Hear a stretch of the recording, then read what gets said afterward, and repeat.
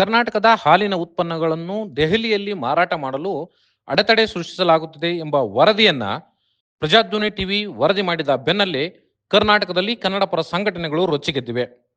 ಕನ್ನಡಪರ ಸಂಘಟನೆಗಳು ಹಾಗೂ ರೈತ ಪ್ರತಿನಿಧಿಗಳು ಕೋರಮಂಗಲದಲ್ಲಿರುವ ಅಮೂಲ್ ಕಚೇರಿಗೆ ತೆರಳಿ ಪ್ರತಿಭಟನೆ ನಡೆಸಿದರು. ಕನ್ನಡ ಚಳವಳಿಯ ಹಿರಿಯ ಮುಖಂಡರಾದ ಶೇಬೋ ರಾಧಾಕೃಷ್ಣ, ನಾವೇ ಕರ್ನಾಟಕ ಸಂಘಟನೆಯ ಮುಖಂಡ ಪಾರ್ವತೇಶ್ ಬಿಳಿದಾಳೆ ಮತ್ತಿತರರು ನೇತೃತ್ವ ವಹಿಸಿದರು. ನಂದಿನಿ ಹಾಲಿನ ಉತ್ಪನ್ನಗಳಿಗೆ ಇಂಡಿಯಾ ಒಕ್ಕೂಟದ ರಾಜಧಾನಿ ದೆಹಲಿಯಲ್ಲಾಗಲಿ ಅಥವಾ ಉತ್ತರ ಭಾರತದ ಯಾವುದೇ ರಾಜ್ಯಗಳಲ್ಲಾಗಲಿ ವ್ಯಾಪಾರ ವಹಿವಾಟು ನಡೆಸಲು ಅಡೆತಡೆ ಉಂಟು ಮಾಡಿದಲ್ಲಿ ಕರ್ನಾಟಕದಲ್ಲಿ ಅಮೂಲ್ ಉತ್ಪನ್ನಗಳನ್ನು ಬಹಿಷ್ಕರಿಸುವುದಾಗಿ ಎಚ್ಚರಿಕೆ ನೀಡಿದರು. ಜೊತೆಗೆ ಅಮೂಲ್ ವಿರುದ್ಧ ಪ್ರಚಾರಾಂದೋಲನ ನಡೆಸಿ ಅಮೂಲ್ ಉತ್ಪನ್ನಗಳ ವ್ಯಾಪಾರಕ್ಕೆ ತಡೆಯೊಡ್ಡುವುದಾಗಿ ಎಚ್ಚರಿಸಿದರು. ಎಚ್ಚರಿಕೆಯ ಜೊತೆಯಲ್ಲಿ ಮನವಿಯನ್ನು ಮಾಡ್ತಾ ಇದ್ದೀವಿ. ನೀವು ಎಚ್ಚರಿಕೆ ಅಂತನಾದರೂ ತಗೊಳ್ಳಿ, ಮನವಿ ಅಂತನಾದರೂ ತಗೊಳ್ಳಿ. ನಾವಂತೂ ಮನವಿಯನ್ನು ಮಾಡ್ಕೊಳಕ್ಕೆ ಬಂದಿದ್ದೀವಿ. ಅದು ನಿಮಗೆ ಬೇರೆ ರೀತಿ ಕಾಣಿಸ್ಬೋದು, ಅದಕ್ಕೆ ನಾವೇನು ಮಾಡೋಕ್ಕಾಗಲ್ಲ. ಸೊ ದಯವಿಟ್ಟು ಅದಕ್ಕೆ ಅವಕಾಶಗಳನ್ನು ಕೊಡಬೇಡಿ.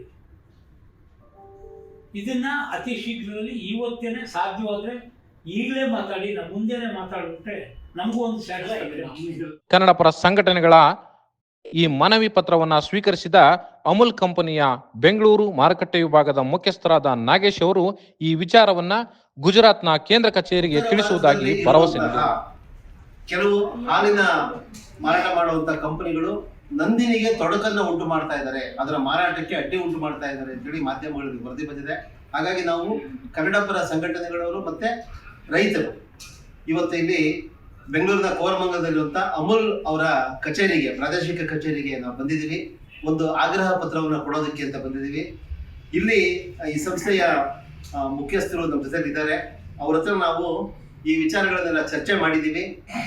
ನಂದಿನಿಯ ಉತ್ಪನ್ನಗಳಿಗೆ ಉತ್ತರ ಭಾರತದ ಯಾವುದೇ ರಾಜ್ಯಗಳಲ್ಲಿ ಅಥವಾ ನಮ್ಮ ಭಾರತ ಒಕ್ಕೂಟದ ರಾಜ್ಯದಲ್ಲಿ ದೆಹಲಿಯಲ್ಲಿ ಮಾರುಕಟ್ಟೆ ಮಾಡೋದಕ್ಕೆ, ವ್ಯಾಪಾರ ವಹಿವಾಟು ನಡೆಸೋದಕ್ಕೆ ಅಡೆತಡೆಗಳನ್ನು ಉಂಟು ಮಾಡಬಾರದು ಅಂತ ಹೇಳಿ ಅವರಲ್ಲಿ ಒಂದು ಆಗ್ರಹ ಪತ್ರವನ್ನು ಕೊಟ್ಟಿದ್ದೀವಿ. ಇದರರ್ಥ ಅಮೂಲ್ನವರು ನೇರವಾಗಿ ಇದರಲ್ಲಿ ಭಾಗಿಯಾಗಿದ್ದಾರೆ, ಕೈವಾಡ ನಡೆಸಿದ್ದಾರೆ ಅಂತಲ್ಲ. ಆದರೆ ಉತ್ತರ ಭಾರತದ ಕಂಪನಿಗಳು, ಹಾಲಿನ ಉತ್ಪನ್ನಗಳನ್ನ ವ್ಯಾಪಾರ ನಡೆಸ್ತಾ ಇರೋ ಕಂಪನಿಗಳು ನಂದಿನಿಗೆ ತೊಡಕನ್ನು ಉಂಟು ಮಾಡ್ತಾ ಇದ್ದಾರೆ. ಮಾಧ್ಯಮ ವರದಿಗಳ ಪ್ರಕಾರ ಅಮೂಲ್ ಮತ್ತೆ ಮದರ್ ಡೈರಿ ಇದ್ರ ಹಿಂದೆ ಇದೆ ಅಂತೇಳಿ ಸುದ್ದಿ ಇದೆ, ಮಾಧ್ಯಮಗಳಲ್ಲೇ ಬಂದಿರುವಂತ ಸುದ್ದಿ. ಹಾಗಾಗಿ ನಾವು ಇವತ್ತು ಅಮೂಲ್ನ ಸಂಸ್ಥೆಯ ಇಲ್ಲಿನ ಮುಖ್ಯಸ್ಥರಿಗೆ ನಾವು ಒಂದು ಎಚ್ಚರಿಕೆ ಪತ್ರವನ್ನು ನೀಡೋದಕ್ಕೆ ಅಂತೇಳಿ ಬಂದಿದ್ದೀವಿ. ಈ ಪತ್ರವನ್ನು ಅವರಿಗೆ ನಾವು ಕೊಡ್ತಾ ಇದ್ದೀವಿ. ನಮ್ಮ ಮನವಿ ಇಷ್ಟೇ, ಲೀವ್ ಅಂಡ್ ಲೆಟ್ ಲೀವ್. ಅಮೂಲ್ನವರು ಕರ್ನಾಟಕದಲ್ಲಿ ಹಲವು ದಶಕಗಳಿಂದ ವ್ಯವಹಾರ ನಡೆಸ್ತಾ ಇದ್ದಾರೆ, ವ್ಯಾಪಾರ ಮಾಡ್ತಾ ಇದ್ದಾರೆ. ಇದ್ರ ಬಗ್ಗೆ ಯಾರಿಗೂ ಆಕ್ಷೇಪಣೆ ಇಲ್ಲ. ಅಮೂಲ್ಗೆ ಅದರದ್ದೇ ಆಗಿರುವಂತಹ ಒಂದು ಪರಂಪರೆ ಇದೆ. ಕುರಿಯನ್ನಂತ ಬಹಳ ದೊಡ್ಡ ವ್ಯಕ್ತಿಗಳು ಅದನ್ನ ಗುಜರಾತ್ ಮಿಲ್ಕ್ ಫೆಡರೇಷನ್ ಸ್ಥಾಪಿಸಿದವರು. ಇದನ್ನೆಲ್ಲ ನಾವು ಓದಿದ್ದೀವಿ. ನಾವು ಅಮೂಲ್ ಬಗ್ಗೆ ನಮಗೆ ಯಾವುದೇ ಪೂರ್ವಾಗ್ರಹ ಇಲ್ಲ. ಆದರೆ ನಂದಿನಿಯನ್ನ ಅದರ ಉದ್ಯಮ ವಹಿವಾಟುಗಳಿಗೆ ಅಡೆತಡೆ ಉಂಟು ಮಾಡೋ ಪ್ರಯತ್ನವನ್ನ ಮಾಡಬಾರದು ಅಂತೇಳಿ ನಮ್ಮ ಆಗ್ರಹ. ಈ ನಮ್ಮ ಪತ್ರವನ್ನ ಸಾರ್ ಅವರು ಈಗ ಸ್ವೀಕರಿಸಬೇಕು. ಹಾಗೇನೆ ನಮ್ಮ ಅಹವಾಲು ಏನಿದೆ, ನಮ್ಮ ಒಂದು ಆಗ್ರಹ ಏನಿದೆ, ಇದ್ರ ಬಗ್ಗೆ ಅವರು ಒಂದೆರಡು ವಾಕ್ಯಗಳಲ್ಲಿ ನಮ್ಮ ಜೊತೆಲಿ ಒಂದು ಸಮಾಧಾನವನ್ನು ಹೇಳಬೇಕು ಅಂತೇಳಿ ನಾನು ಕೇಳ್ತೀನಿ.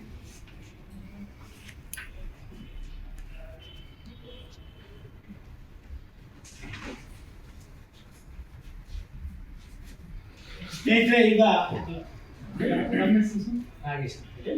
ನಾಗೇಶ್ ಅವರಿಗೆ ನಮ್ಮ ಒತ್ತಾಯದ ಮನವಿಯನ್ನು ಕೊಟ್ಟಿದ್ದೇವೆ.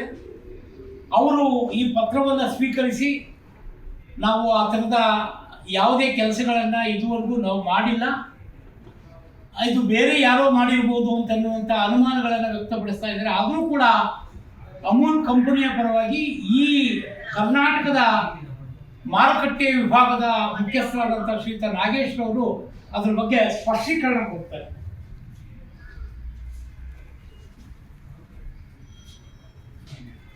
ಅಷ್ಟೇ, ನೀವು ಹೇಳಿ. ನಮ್ಮ ಅಧಿಕಾರಿಗಳು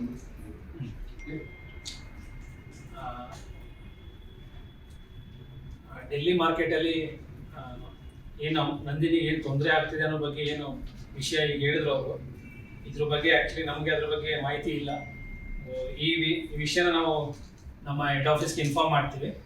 ಸೊ ನನಗೆ ಗೊತ್ತಿರೋ ಪ್ರಕಾರ ಇದರಲ್ಲಿ ನಮ್ಮದೇನು ಕೈವಾಡ ಇಲ್ಲ. ಬಟ್ ಆದರೂ ಇದನ್ನು ನಮ್ಮ ಹೆಡ್ ಆಫೀಸಿಗೆ ಗಮನಕ್ಕೆ ತಂದು ಅದರಲ್ಲಿ ಏನಾದರೂ ಸೂಕ್ತ ಕ್ರಮಗಳನ್ನು ತಗೊಳ್ಳಿ. Bureau report, Prajadhwani TV.